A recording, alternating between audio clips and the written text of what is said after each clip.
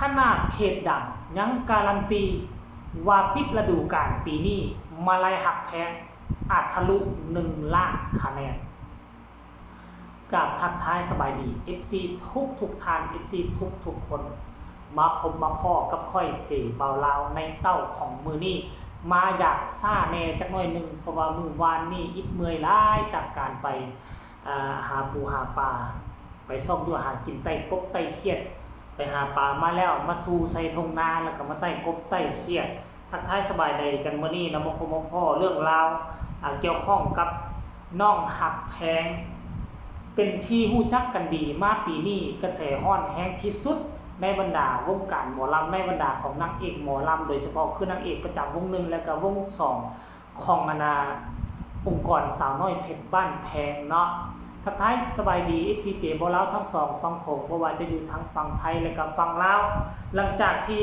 ฟ้าอึมครึ้มฝนตกมาหลายมื้อมามื้อนี้ฟ้าก็แจ้งสว่างเอาตั้งแต่ตอนเช้าๆเลยหลายคนก็จะรู้สึกว่ามีความสุขมีหยังต่างๆท่านผู้ชมเนาะแล้วมื้อนี้น่ะพวกเฮารู้จักกันดีอยู่แล้วแหละตั้งแต่ก้าวเข้าสู่ต้นปีนี้มาน้องฮักแพงคือดังคืนดังวันเจริญคืนเจริญวันแล้วก็มีการพัฒนาปรับปรุงแก้ไขตนเองให้มันถึกอกถึกใจบรรดา FC แฟนคลับโดยมาตลอดถึกใจแฟนคลับยังบ่พอถึกใจพ่อฮักแม่ฮักถึกใจหัวหน้าวงถึกใจทีมงานผู้บริหารจนทีมงานผู้บริหารคนที่เคยสั่งคนที่เคยบ่อยากเว้านำกับกายมาเว้านำมาเป็นกำลังหลักมาเป็นผู้บอกมาเป็นผู้สอนจนเฮ็ดให้น้องฮักแพงก้าวกระโดดมาอยู่จุดนี้ได้แล้วบัดนี้เรื่องราวในการปิดฤดูกาลหรือเปิดฤดูกาลเนาะถ้าหากว่าเป็นศิลปินคนดังมันก็จะมีแบบนี้ตลอดมีเหตุการณ์แบบนี้พ่อฮักแม่ฮักตั้งกลุ่มกันน้องคนควายไล่สดปลุกระดมโฮมมาลัยให้เอาไว้คล้องคอให้ลูกสาวในวันปิดฤดูกาลเพื่อบ่อยากให้ลูกเสียหน้าเสียตาคือกับศิลปินคนอื่นเพราะฉะนั้นน่ะพ่อฮักแม่ฮักก็จึงพากันระดม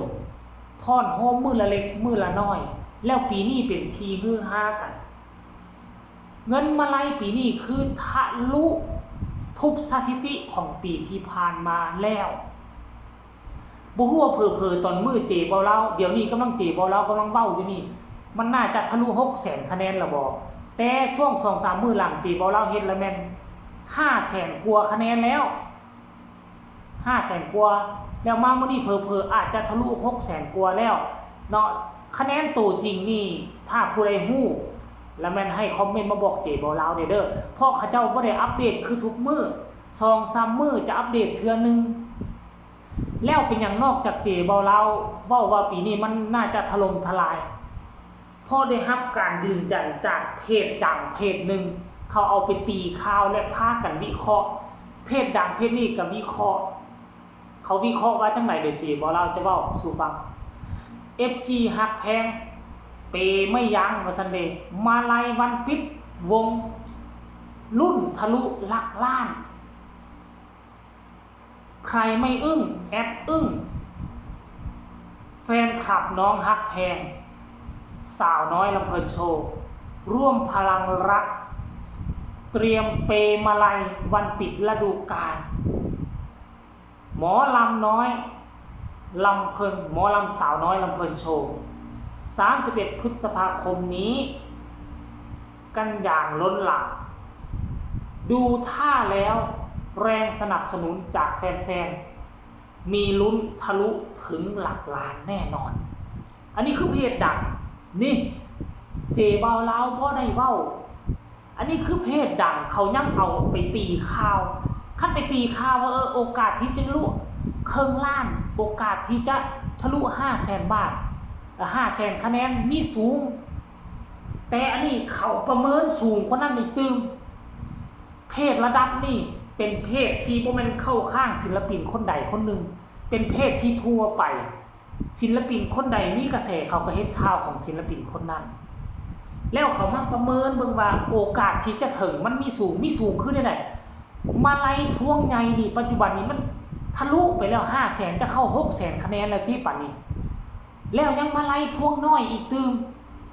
มื้อนี้วันที่เท่าไหร่ล่ะอีกประมาณ 7-8 มื้อนี่น่ะแต่ว่าเจบ่ลาวคิดว่าโฮมทั้งมาลัยพวงใหญ่แล้วก็โฮมทั้งมาลัยพวงน้อยที่บรรดา FC แฟนคลับพ่อฮักแม่ฮักผู้ที่บ่เข้ากับกลุ่มบ้านฮักก็มีหลายหมื่นหลายแสนแต่ว่าเจบ่ลาวแล้วต่ำสุดบ่หลุด 600,000 กว่าคะแนน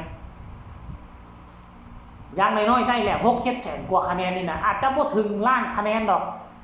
แต่ต้องได้อย่างน้อยๆ 600,000 700,000 คะแนนแต่ถ้ากรณีว่ามันทะลุ1ล้านคะแนนในปีฤดูกาลโอ้มีหลายคนอิจฉาแน่นอน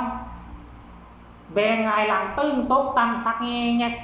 กูบ่เชื่อได้น่ะคันความจริงปรากฏแต่เชื่อบ่เชื่อก็อย่าเขาจะบ่ฝันสูงขนาดนั้นแต่ถ้าได้เขาก็ดีใจ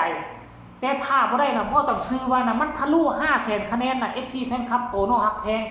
โตซุ่มเฮาเจ้าค่อยนี่ก็อึ้งแล้วนะอึ้งแล้ว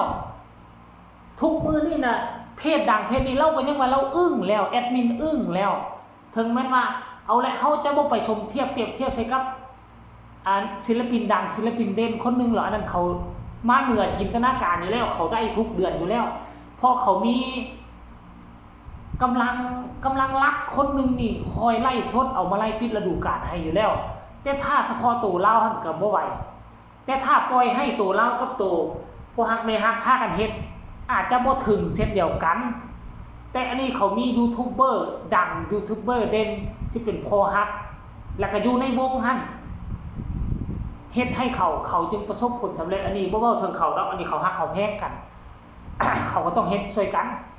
ก็คือกันบรรดาพอฮักแม่ฮักของน้องฮักแพงนี่แหละฮักแพงกันก็เฮ็ดช่วยกันเฮ็ดช่วยน้องฮักแพงก็ได้หน้าได้ตาไป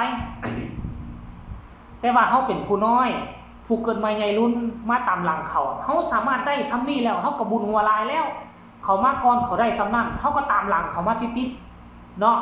ก็ยังดีกว่านักร้องคนอื่นเป็น10เป็น20คนที่มาอยู่เป็น 4-5 ปียังบ่ทอน้องฮักแพง เพราะฉะนั้นล่ะครับเจบ่เล่าขอเป็นกำลังใจให้ทั้งน้องฮักแพงและทั้ง FC แล้วก็ทั้งศิลปินผู้ที่มาก่อนแล้วก็บ่ได้มาลงมาไล่ก็ขอให้พวกเจ้าได้มาลงมาไล่ในฤดูกาลที่ต่อไปเด้อเอาคลิปนี้ก็ขอฝากฝังไว้สำหรับเป็นการตอกย้ำเพจดังกันยังออกมาเฮ็ดข่าวและการันตีว่าอาจจะถึง1ล้านคะแนนมาไล่ปิดฤดูกาลของน้องฮักแพงนั่นเองคลิปนี้ฝากทุกคนกดไลค์กดแชร์กดติดตามเพื่อจะบ่พลาดในคลิปต่อไปที่สำคัญอย่ากดข้ามโฆษณาก็เป็นกำลังใจให้เจบ่าวลาวใครมีคำตำหนิติชมคำคิดคำเห็นส่งมาใต้คอมเมนต์พบกันใหม่ในคลิปหน้าสำหรับคลิปนี้สบายดี